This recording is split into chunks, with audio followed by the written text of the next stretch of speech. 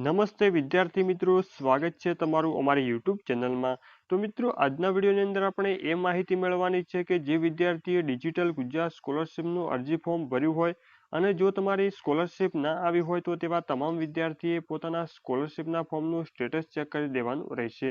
તો મિત્રો, digital Gujarat સ્કોલરશિપના ફોર્મનું status તમારે કેવી રીતે ચેક કરવું તેનો પણ આપણે અલગથી એક નવો વિડીયો બનાવેલો છે, જેની લિંક વિડીયોની નીચે ડિસ્ક્રિપ્શનમાં આપેલી છે।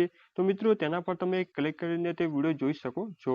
અને મિત્રો, વિડીયોમાં જે પ્રમાણે તમને પ્રોસેસ આપેલી છે તે પ્રમાણે પ્રોસેસ કરીને તમારે ડિજિટલ ગુજરાત સ્કોલરશિપના ફોર્મનું સ્ટેટસ તમારે ચેક કરી દેવાનું રહેશે।